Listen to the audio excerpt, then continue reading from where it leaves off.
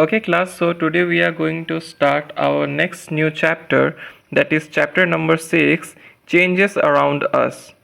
So, what fun if you suddenly get some magical powers to you, change anything around you. What are the things you'd want to change?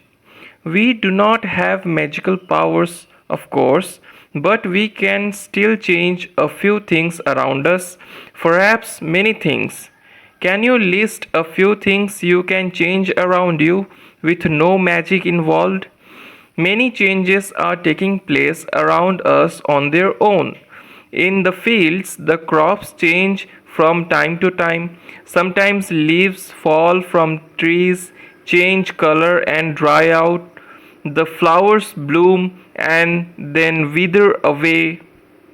Withering means, class, that is falling off of flower, that is getting off from the branch, falling from the branch.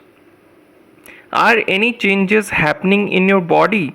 Your nails grow, your hairs grow, you grow taller, and your weight increases as you grow. Did you realize earlier that so many changes are taking place around you all the time?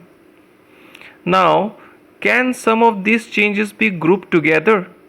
How can we group various changes? It might help if we find some similarities between them. Okay, class. So now coming to the next topic, that is, can all changes always be reversed? So class, there are two types of changes mainly. One is reversible and one is irreversible. So first we will focus on reversible change. So reversible changes are defined as those changes which can be reversed. That means we will try to understand this through an example. For example, we will take a balloon.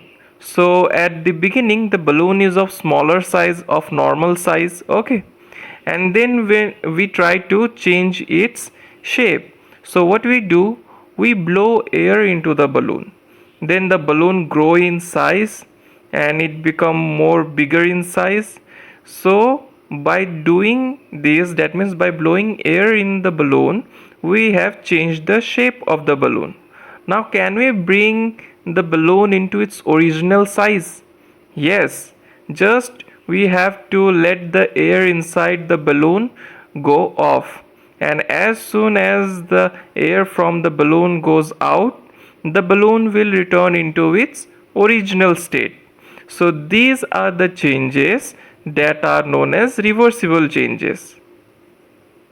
Now coming to the next topic, that is irreversible changes. For example, there is a paper and then you draw a diagram of, suppose, a horse, and then you cut it out. Now you take out that shape of the horse from the paper. Can you now put that piece of paper again to that whole paper? No, we can't. So these kind of changes are like irreversible changes. For example, when you break a bulb, can you stick the whole bulb together again? No. So these are the irreversible changes. So irreversible changes are defined as those changes that cannot be reversed. Now coming to the next topic, class, that is, could there be other ways to bring change? We all have seen the tools which are used to dig the soil, as you can see in figure 6.6. Have you ever seen how the iron blade in these tools is fixed to the wooden handle? The iron blade of these tools has a ring in which the wooden handle is fixed. Normally, the ring is slightly smaller in size than the wooden handle.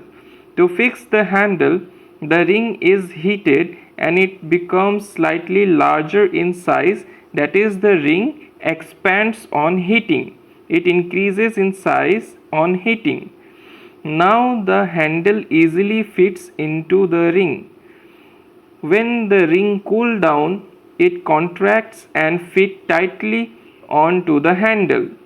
Such a change is also used for fixing the metal rim on the wooden wheel of a cart. Again, the metal rim is made slightly smaller than the wooden wheel. On heating, the rim expands and fits into the wheel.